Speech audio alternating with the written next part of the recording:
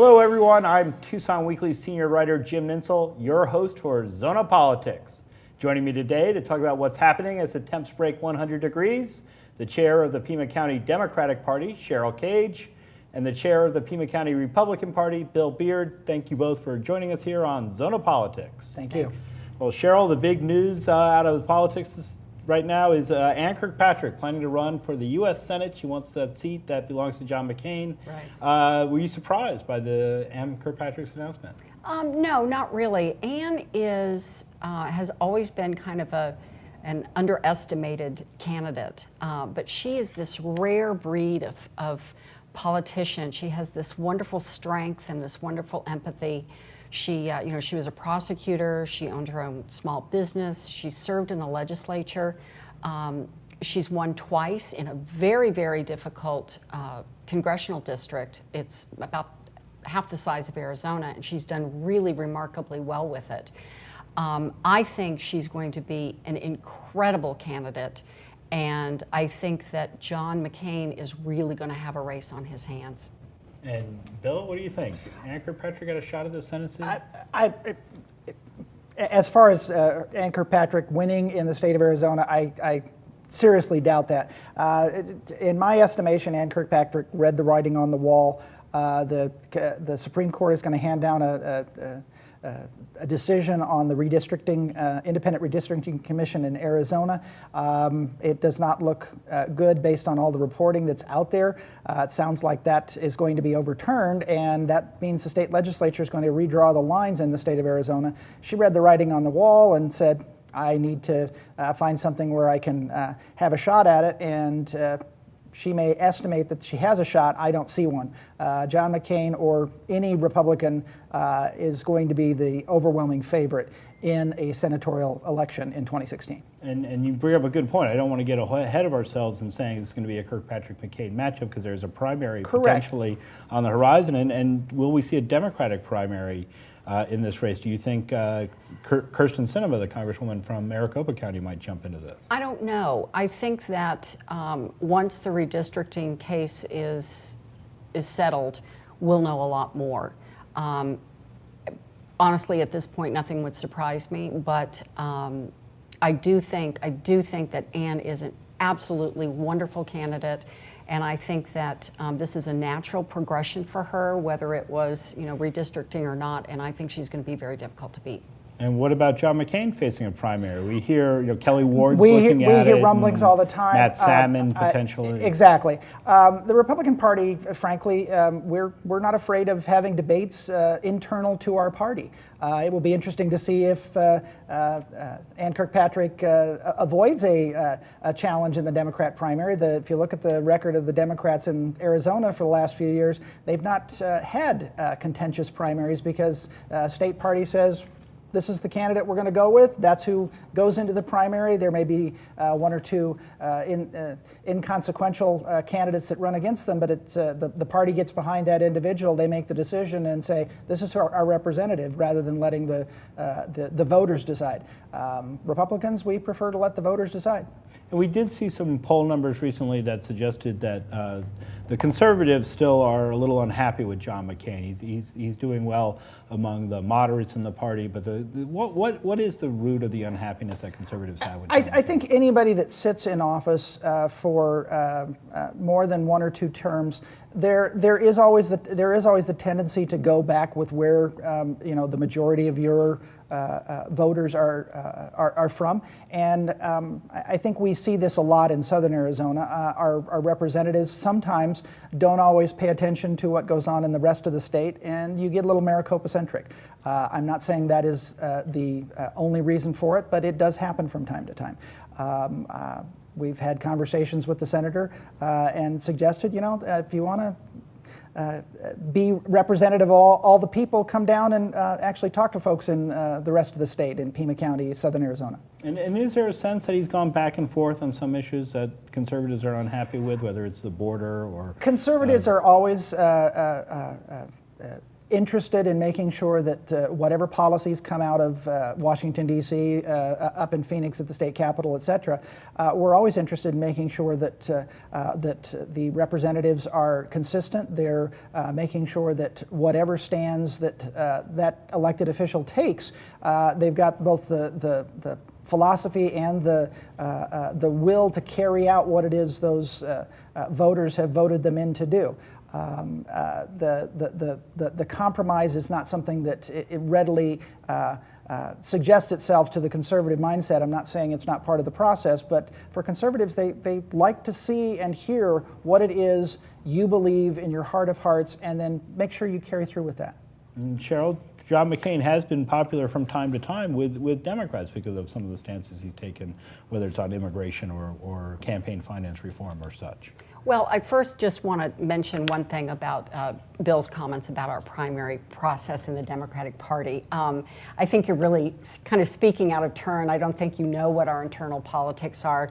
We are a big tent. We have lots of people running for office, and we have primaries. So I just wanted to correct that. John McCain is an honorable man. And I know a lot of 80 and 90-year-olds who are very young at heart, who are in their 20s in their minds. I think what's happening is that John McCain is too set in his ways. I don't think that I think he's kind of grumpy. And I think that he's not changing with the times. Arizona wants more of a compromise within political parties. The other thing is that I think he's really out of touch with Democrats and Republicans. You know, he looks to the military all the time for solutions to world problems, and I don't think that gels with people. I also have to bring up the fact of what he and Senator Jeff Flake did with the San Carlos Apache Oak Creek and the selling in the middle of the night of their sacred land to Resolution Mining.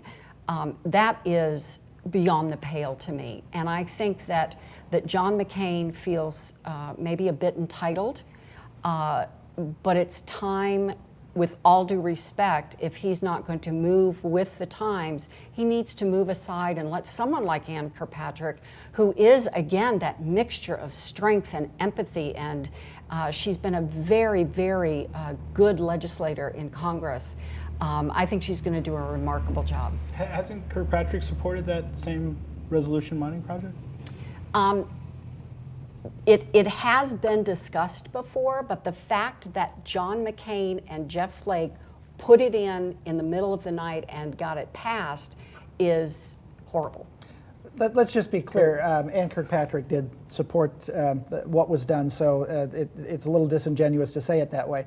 John McCain has represented the state of Arizona well. Back when he was first elected to the House, he has broadened that representation for all of Arizonans in his time in the Senate.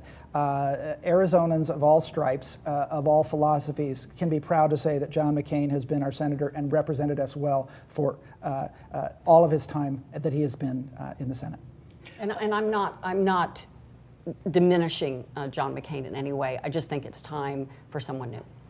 I just want to revisit this question about the redistricting, and that's you brought up. We may see entirely different lines. The Supreme Court is likely to rule later this month on that question, and if they do that, it goes down to the lower court. It has to still go through the process there. Is there time to redraw these lines before the next congressional election, Bill? Everything I understand about that process, assuming the Supreme Court does come down and throw out the Independent Redistricting Commission for the congressional lines, they're probably looking sometime in July, possibly early August, to do a special session. If we recall back in 2012 when the IRC first put out those legislative and congressional lines, it happened so late in the cycle, they actually had to do a determination that depending upon whether you were running for office again or not, you got to collect signatures in both the old configuration and the new configuration. If there are new lines drawn, I'm sure there will be plenty of time for anyone wanting to run for those offices to do what is necessary, get their signatures, and get up and running. The reality is the Supreme Court, as I understand it, is basically going to say the U.S. Constitution does trump this, and it is up to the legislators to make that decision at the state legislatures in the 50 states. And I've heard some people suggest that Democrats could then actually run a referendum on these lines and put them up onto the 2016 ballot, and that would freeze the current lines in place. Have you heard that as a proposal? I've heard all kinds of proposals, and I'm not as confident that it's going to absolutely, be throw everything out and start all over again. I do think that there's some possible room for quote-unquote compromise. I also believe that there could be lots of lawsuits, and so if you're, what I think might happen is if it goes not our way, and if they say the legislature can draw the lines, I would suspect that it probably wouldn't take place until 2018 maybe, but that's certainly going to impact who runs in 2016. Right. A lot of conjecture there, but with Kirkpatrick's seat now being open, what Republican names are you hearing, Bill? Gary Keeney has actually filed for that race. He ran in the primary, lost narrowly to Andy Tobin on the Republican side. I hear rumblings of some other names, but no one that's wanting to officially announce anything at this point. Tobin also interested in that I race, believe I've heard some rumblings that he is interested as well. I've heard Jonathan Payton maybe thinking about it, 2012 lot of names. candidate. A lot of names. A lot of folks. What names are you hearing? Well, we have some really good people. We have Krista Cheney, who of course ran for Secretary of State in 2010. Native American from the Navajo Navajo Nation.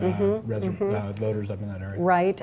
He just received a job with, I believe, the Department of Energy, but I still hear his name. He's an attorney. He's a veteran. His relatives, his ancestors were code talkers. He's got a wonderful story, and I wouldn't be surprised to see him think about it. Also, Liz Archuleta, who is the Coconino County supervisor, is very well liked in Coconino County, so that might be a possibility. I've heard Barbara McGuire Barbara at the McGuire. legislature, Catherine Miranda at the legislature. Yes. These are all yes. names being bandied about at this And then point. also Navajo County Sheriff Clark has been mentioned. I don't know a lot about him, but I have heard his name. It sounds like it's going to be an exciting election year Yes, next year it will. on It's a gonna whole be bunch fun. of fronts.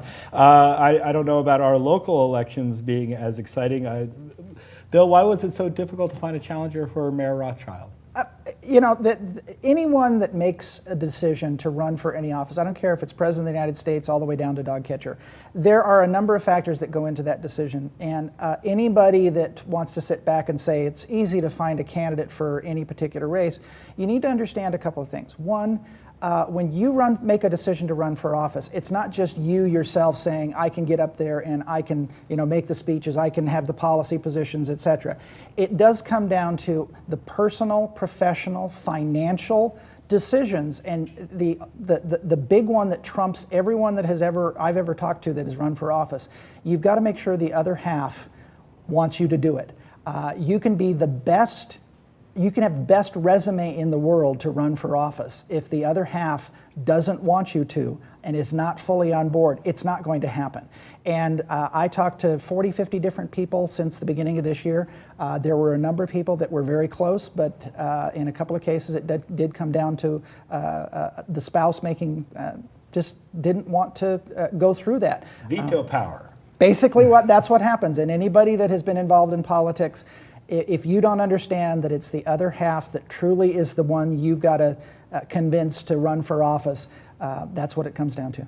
And Cheryl, there's this whole question of whether or not the city and the county should combine elections, because there's going to be some confusion with the city doing an all-mail election, the county doing a all by mail, not excluding female voters, but a vote by mail, and then the county doing the more traditional thing and having the bond election. Should there be a combination of these elections? Well, I'd like to respond to something Okay. that Bill said about the mayor, though. I think everything that he says about running for office is certainly true, but Jonathan Rothschild is very popular, and I think all you have to do is look at downtown, the number of jobs, everything that's going on within the city. It's been a rough time, but people know we're going in the right direction. And I think that that's probably why 40 or 50 people couldn't be talked into running for mayor. The consolidation. I know that on June 9th, the mayor and council are having briefings about this. I do believe that FAN has put forth a plan where the consolidation is pretty straightforward and it would be cost effective. So I know they're probably going to take that into consideration. And I do think it's probably a really good idea. Should they go ahead and combine? This is the most ludicrous conversation to have in a year where the county has already said publicly, and they've got plans in place to have the traditional election with traditional polling places open all across Pima County.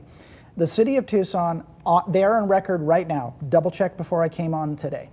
They are on record as saying there will be an all mail-in election for the city-related matters. Essentially what they're telling the citizens of Tucson is, you're paying for 2 elections today. On the same day, you are going to have a ballot that you will receive in the mail from the city of Tucson for those elections. There will also be a separate ballot that you may or may not receive in the mail. You may or may not go to your polling location and receive it, and that will be a separate ballot, but it will be on the same election day. In this time of budget deficits for the city of Tucson, the idea that the mayor and council wants to spend hundreds of thousands of additional dollars for a separate ballot to essentially, and I don't care if it's just one person, disenfranchise some voters in the city of Tucson. And I say that very deliberately. Any voter that has grown up in this country and receives more than one ballot, be it in the mail or at a polling location, their first instinct is to chuck the second ballot. That is something that is ingrained into Americans from early ages in grammar school, in grade school, talking about what the importance of an election is. To sit there and tell the citizens of Tucson, we are going to go ahead because we know best that we're going to have 2 separate ballots, one for just the city election and a separate one on the same day and at the same locations in many places for the county is just ludicrous. All right, we're going to leave it right there. We will be right back after these messages. Support comes from the Arizona Inn, a 4-diamond family-owned historic resort hotel and restaurant on Elm Street near the U of A. Information is at arizonainn.com. Zona Politics is made possible by the generous support of Hotel Congress, the epicenter of downtown dining, music, and culture. Experience the hotel that the Washington Post called the crown jewel of Congress Street. More information available at hotelcongress.com. And we're back in Zona Politics with my guests, Cheryl Cage from the Pima County Democratic Party and Bill Beard from the Pima County Republican Party. And Cheryl, you wanted to quickly respond to the consolidation. Concerns about the consolidated election. Right. The all-mail ballot is about, I think it's about $165,000 for the city to do it, and I believe that FAN has said that she can do both for under $200. So, it's not hundreds of thousands of dollars. And I think that the mayor and council are looking at something new, which I like. Innovation is always good, and doing things the same way all the time is what gets us into trouble sometimes. If your innovation disenfranchises one voter, it's wrong, fundamentally. It will not disenfranchise anyone. Well, we'll get back to that when we come to the ballot harvesting discussions next year. But let's talk about the city budget here. Steve Kosachik has been talking about possibly increasing the bus fares, reducing some of the routes as a way to help balance the budget. Cheryl, is it time to look at that idea? Well, it's not reducing basically the routes. It's making them more efficient. So I think what he's talking about is perhaps longer wait times during off-peak hours and maybe more buses during the peak hours. He suggested it was, I think, a nickel increase. I think it would have raised about $730,000. But you have to balance this with the fact that the people that use the buses to get to work, to get to their, to do their shopping, don't have a lot of money. I certainly think it's something that needs to be looked at, but I know that it will be looked at with a great deal of responsibility and empathy for those bus riders. Bill, the bus service. Transit has been a problem for a long time for the city of Tucson. Mayor and council actually had recommendations from city transportation department over a year ago that made recommendations on consolidating lines, increasing the frequency or decreasing the frequency in which buses actually ran on certain routes to maintain efficiencies and save money for the taxpayers. Mayor and council rejected those recommendations. They actually had an outside consultant that came in and basically recommended the same things that the city staff recommended. Mayor and council rejected that outside consultant proposal. They actually went and spent money on a second proposal with someone that was supposedly more friendly to the mayor and council's view on what should be done with transportation and the transit system, and the second consultant has basically come back and said the same thing. You cannot sit there and justify a 50% increase in the transit budget for the city of Tucson over the last 5 years, while all other parts of the budget have seen drastic reductions. We have a situation where police and fire are running on fumes in terms of what it is that their infrastructure, their vehicles are actually able to do for the police and fire departments. There's a memo that came out from the interim city manager in response to some questions from Councilmember Steve Kozachik. In the memo, and I'll read you directly from it, if we identified funding today, by the time the new vehicles are placed into service, 76% of our pumper fleet, 93% of our paramedic fleet, and 33% of our ladder fleet will be in need of replacement. The interim city manager is saying to mayor and council, you have done such a poor job of prioritizing the budget basics for police and fire. You've increased by implication from this conversation we're having here, you've increased all these other portions of the budget at the expense of police and fire. I don't know about you, but I think the average voter out there in the city of Tucson would much rather let another 10 or 15 minutes go by for a bus rather than have someone waiting for a 911 emergency call and the paramedic unit is basically sitting on the roadside because it's broken down because it's got 200,000 plus miles on that unit. That is not a fair trade-off. You cannot sit and justify that someone, and I get it, empathy is great, but when it comes down to actually protecting the citizens of Tucson, we need to invest in police and fire, in the public safety, and we do not need to be investing any more dollars right now in more transit, more expanded bus routes, more expanded services. Sure. We've had this conversation, Bill and I have had this conversation before, and I always start out by saying I believe you're being really simplistic because everything is interconnected. If you don't care about transit, if you don't care about things like the streetcar, how are these people going to get to work? How are all these working people that pay taxes going to get to their jobs in order to pay taxes to pay for our police and fire? So it is ridiculous for you to talk about how we should just throw that stuff aside. Where are you going to come up with the money? It is our tax base. And, you know, there hasn't been a layoff of police in 5 years, since 2009. We've lost some through attrition, but we're moving in the right direction. We just got a grant where we're going to have 75 more police officers, and I think it's a disservice to paint an unrealistic picture of what this mayor and council are doing. We have been decimated by the state. The Republican-led legislature and the governor have decimated our public education system, decimated our universities, decimated everything that improves our quality of life. And now you're saying that we shouldn't care about transit and we shouldn't allow people to have the ability to get on a bus and go to work. It doesn't make any sense. And I will also say that the mayor and council with the raising the bus fares, it has been an ongoing conversation. It has not been unanimous on the city council. There is a good discussion going on. There is dissent and compromise going on. And I think that is so healthy.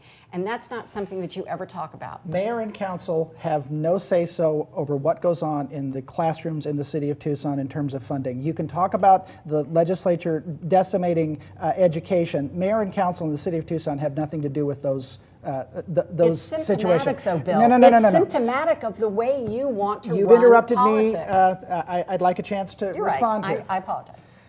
Mayor and council has nothing to do with education. The mayor and council have control, complete control over the general fund, $450 million, give or take, in each fiscal year.